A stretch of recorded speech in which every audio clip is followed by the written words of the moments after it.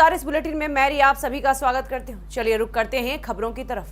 फसलों पर अब सरकार द्वारा 33% फसल के नुकसान पर भी मुआवजा देने की घोषणा से मायूस किसानों के चेहरों पर एक बार फिर से खुशी लौट आई है। इस घोषणा ने किसानों के जख्मों पर मरहम का काम किया है।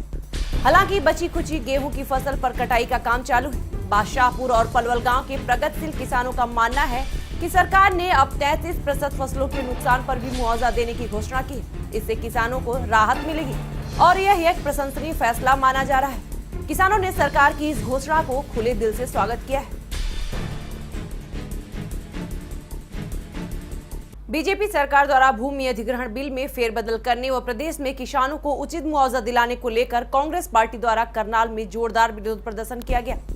आपको बता दें कि भूमि अधिग्रहण अध्यादेश में फेरबदल करने के विरोध में कांग्रेस प्रदेश अध्यक्ष अशोक तंवर और विधायक दल की नेता किरण चौधरी सहित सैकड़ों कांग्रेस कार्यकर्ताओं ने पहले ब्राह्मण धर्मशाला में मीटिंग की और धर्मशाला से लेकर लघु सचिवालय तक जोरदार रोष प्रदर्शन किया और साथ ही लघु सचिवालय में जाकर धरना भी दिया।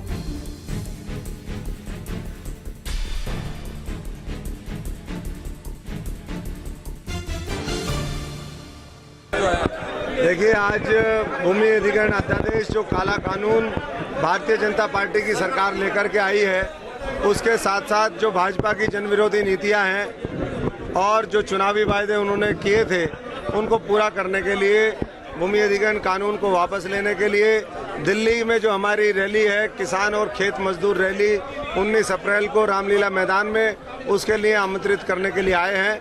और साथ साथ जो ओलावृष्टि हुई है, सामयिक बरसात हुई, उसकी वजह से यहाँ पूरा हरियाणा के अंदर जिस तरीके से नुकसान हुआ, करनाल में भी हुआ।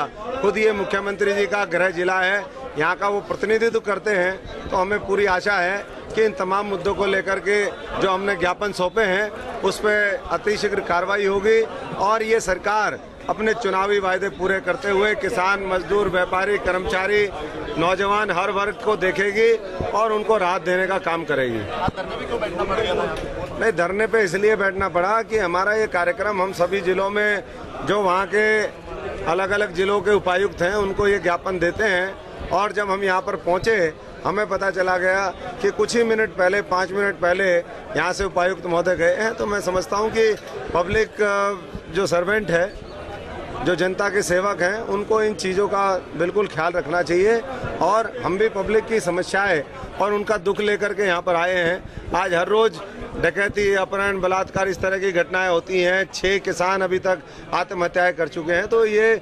संवेदनशीलता की आज प्रदेश में ज़रूरत है, चाहे वो पॉलिटिकल लीडरशिप को हो, चाहे वो प्रशासन को हो। तो इन बातों को लेकर के हमें बैठना पड़ा। अंत में वो आए हैं। मैं समझता हूं कि अब ये जो कंसर्न अथॉरिटीज़ हैं उन तक ये तमाम मुद्दे पहुंचेंगे और इसका हल निकलेगा।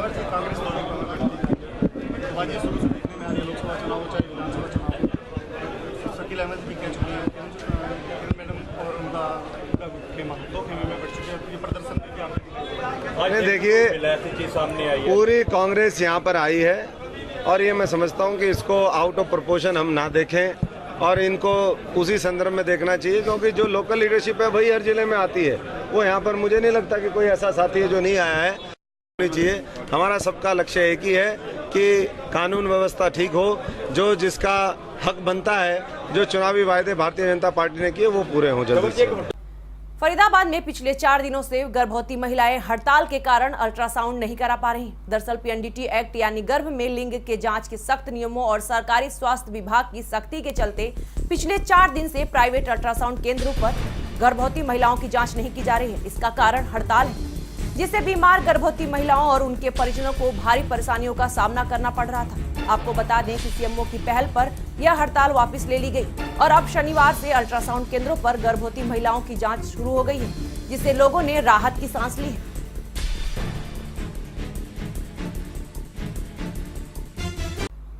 यमुनानगर के जग्गाधरी रेलवे पुलिस के आगे बैठे यह चोर बहुत ही शातिर हैं। इन चोरों ने 1-2 नहीं बल्कि दर्जनों ऐसी वारदातें की हैं जो रेलगाड़ी के बीच में होती थी। इनका मुख्य काम यही होता था कि रेलगाड़ी में सफर कर रहे लोगों को पलक झपकते ही उनके सामान पर से हाथ साफ कर लेना।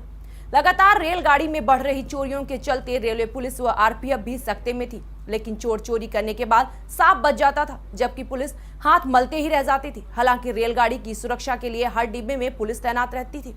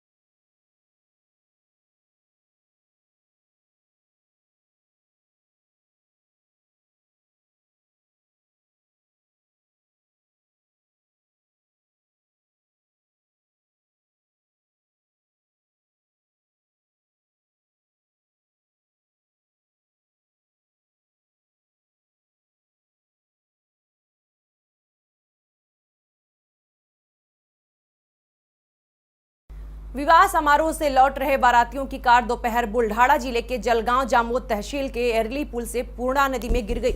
आपको बता दें कि इस हादसे में 2 लोगों की मौत हो गई और 4 अन्य घायल हो गए और साथ ही एक बाराती लापता है। घटना के बाद नांदुरा पुलिस स्टेशन के थानेदार सालुंके अपने दल के साथ घटनास्थल पहुंचे, लेकिन जहां कार गिरी वहां उतरकर शव को ढूंढने के लिए कोई निर्देश देते दिखाई नहीं दिए गए, जिससे लोगों में पुलिस के खिलाफ रोष दिखाई दिया। शव को ढूंढने का काम स्थानीय तैराकों द्वारा किया जा रहा था।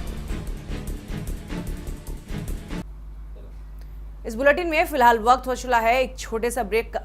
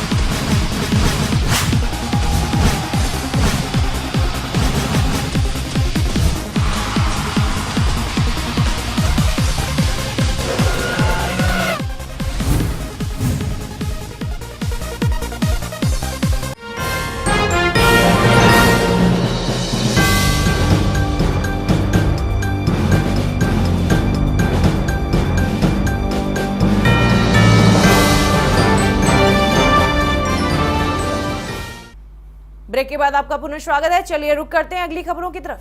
दिल्ली के रेवाड़ी रेलखंड पर इच्छापुरी और खलीलपुर स्टेशन के बीच पिलर नंबर 69/1 के पास एक साधु का शव मिला है। साधु की मौत ट्रेन से गिरने के कारण से होने की आशंका जताई जा रही है। अब तक शव की शिनाख्त नहीं हो पाई है। बहरहाल जीआरपी चौकी पटौदी ने मामला दर्ज कर शव को अपने कब्जे में लेकर शव को पोस्टमार्टम हाउस गुड़गांव के लिए भिजवा दिया।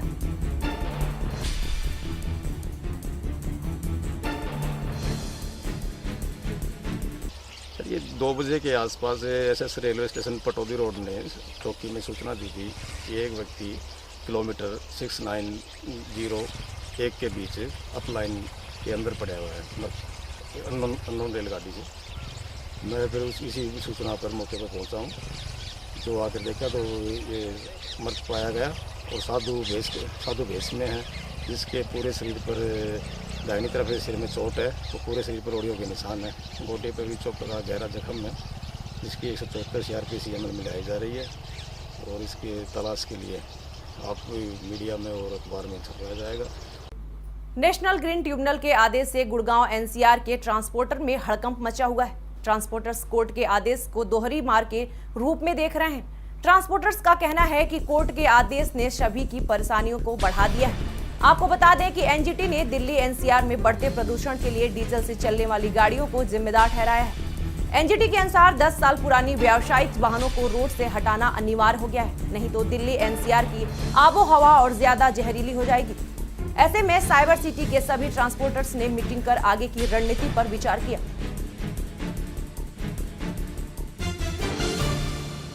ये इसलिए की है कि जो हमारी गाड़ियां कमर्शियल गाड़ियां, ये हमारी गाड़ियां 15-15 साल पहले से कानून आ चुका है, उसके तहत हमारी गाड़ियां चलनी चाहिए जो चल रही थी। और अभी सरकार ने इमीडिएट कहा कि कोर्ट का ऑर्डर है कि भाई ये 10 साल से पुरानी गाड़ियां नहीं चलनी चाहिए, जो कि सिर्फ दिल्ली के लिए था और ये NCR के लिए नहीं था। जो आसपास के हमारे गुड़गांव, फरीदाबाद, सोनीपत, गाजियाबाद, इनके लिए ये अलाउ नहीं था। आज ये बिना वार्निंग दे कमर्शियल, ये जबकि सब पे एप्लीकेबल है, चाहे उसमें कार हैं, चाहे उसके अंदर 3 व्हीलर हैं, चाहे गवर्नमेंट की गाड़ियाँ, चाहे बसें हैं, सारे सब पे एप्लीकेबल है।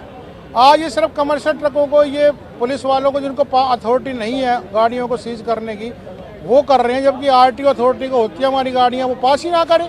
कम से कम ट्रक और कारें मिला के 30,000 गाड़ियाँ गुड़गांव में। कितनी गाड़ियाँ इन्होंने बंद की है? कल में इन्होंने 40 गाड़ियाँ बंद की है, जब और पैसे लेके छोड़ रहे हैं, जबकि इनको अगर पकड़नी है तो यहाँ कहाँ बाउंड हो रही है? दिल्ली गुड़गांव के बॉर्डर पे? खाली गुड़गांव में जहाँ भी चल रही है, शहर में ही। शहर में गुड़गांव शहर में बिल्कुल बाउंड कर दिया।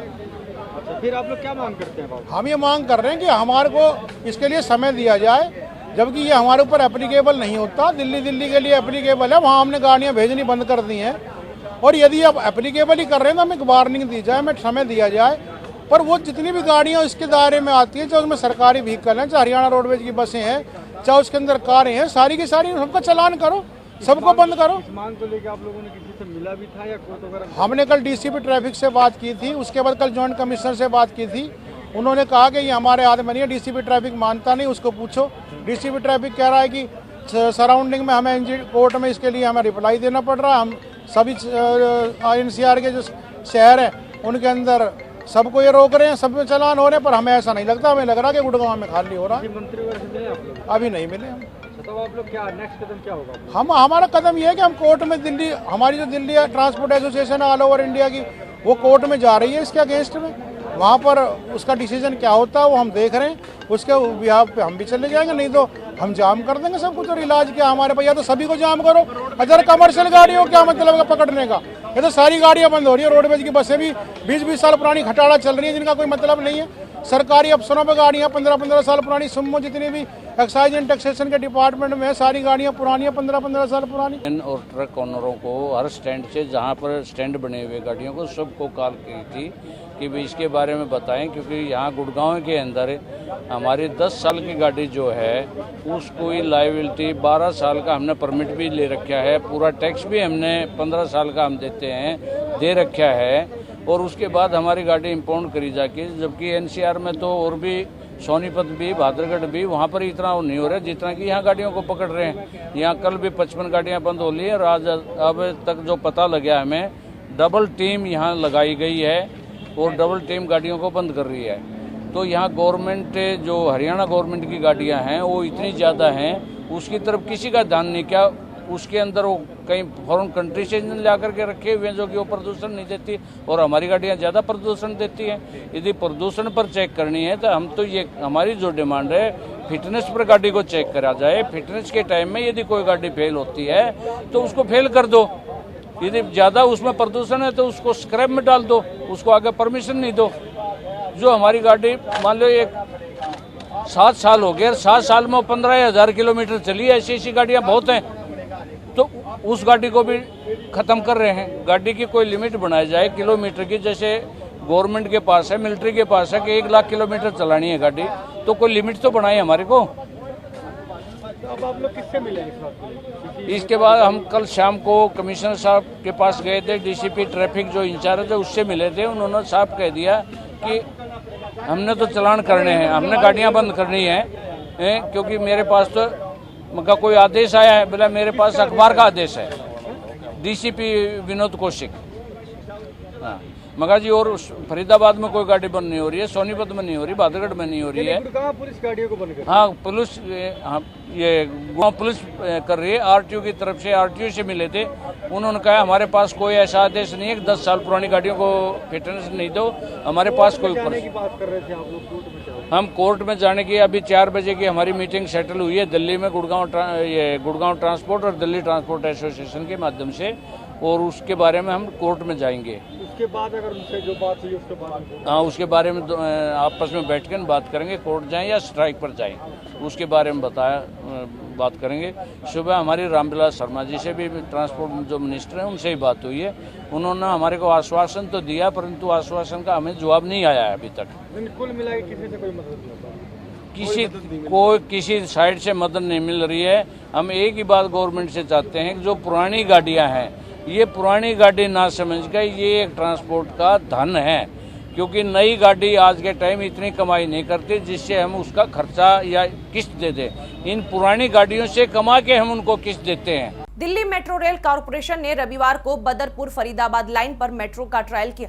सुबह करीब 11:15 पे ओल्ड फरीदाबाद स्टेशन से ट्रेन खुली। मंडी हाउसपुर बदरपुर लाइन का विस्तार करके इसे फरीदाबाद तक लाया गया। अधिकारियों के अनुसार इस महीने भर इस रूट पर ट्रायल होगा। इस दौरान जो भी कमियां सामने आएंगी उस पर काम किया जाएगा।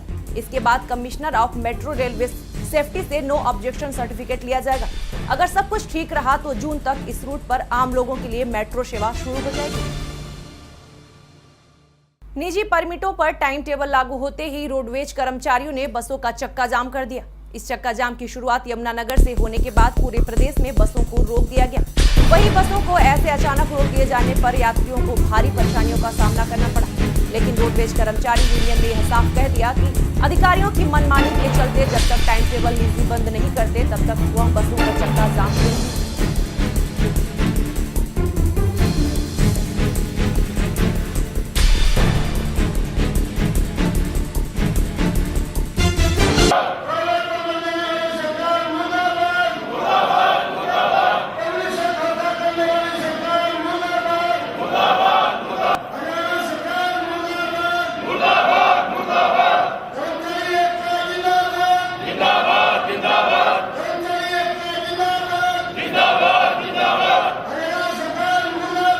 मैं पाउंटा जाना चाह रहा हूँ। पाउंटा अभी मैं यहाँ से 9:30 बजे से बैठा हूँ। अभी बसों का यहाँ आकर के हमें पता चला है कि स्ट्राइक है। इससे पहले तो हमें पता नहीं, मैं सुबह नान से आया हूँ और अभी पता नहीं कि कब तक स्ट्राइक रहती है और मुझे पाउंटा जरूरी काम से जाना था। यही, बाकी को भी कोई हाँ जी परेशान तो यहाँ जितने भी बस स्टैंड पे खड़े हैं लोग शायद परेशानी होंगे। इन्होंने सफर करना है, सब नहीं, किसी ने कहीं जाना है, किसी ने कहीं जाना है, अलग अलग जगह पर जाएंगे। इसमें हमारे कमिश्नर साहब ने जहाँ पे जमुनानगर में बेकायदा एसडीएम साहब, जीएम साहब और आरटीए साहब की मतलब 3 अधिकारियों की कमेटी बनाने के आदेश दिए थे और वो कमेटी ही डिसाइड करती कि किसके लीगल परमिट हैं और किसको परमिट को आगे टाइम टेबल देना है, कौन कोर्ट से आया, कौन पिटिशनर है।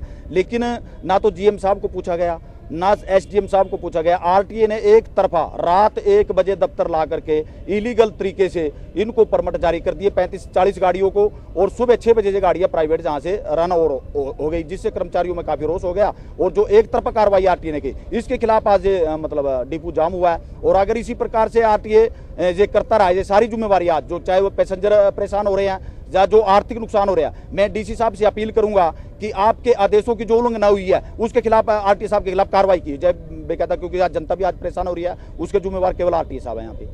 तो जो परमिट है वो कितने लोगों को जारी करने से?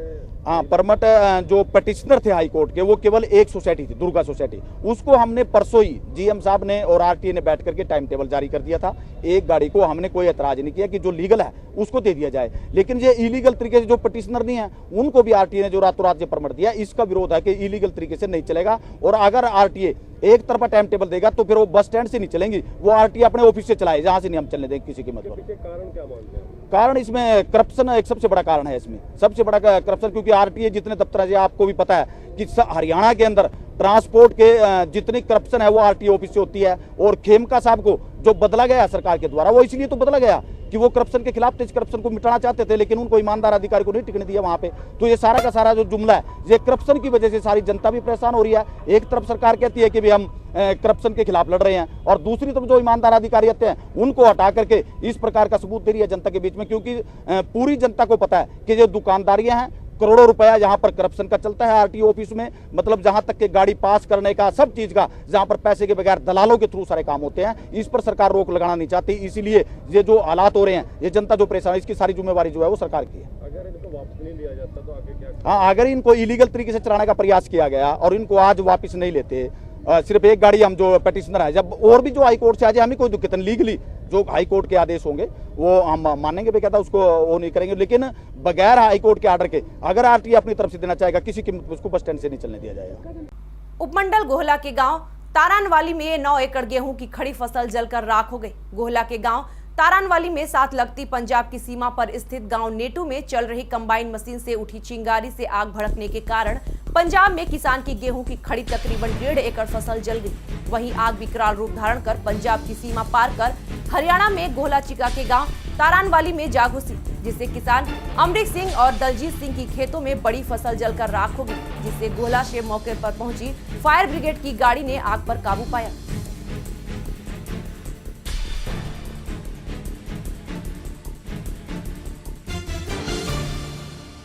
पंजाब चों लग के आई है कंबाइन चलदी भी, पता नहीं कंबाइन चों निकली है या किसी ਉਹਦੇ ਵਰਕਰ ਨੇ ਬੀੜੀ ਬੂੜੀ ਪੀਤੀ ਹੈ, ਕੀ ਹੋਇਆ ਕੀ ਨਹੀਂ ਹੋਇਆ, ਸਾਨੂੰ ਤਾਂ ਅੱਗ ਲੱਗੀ ਤੋਂ ਹੀ ਪਤਾ ਲੱਗਾ।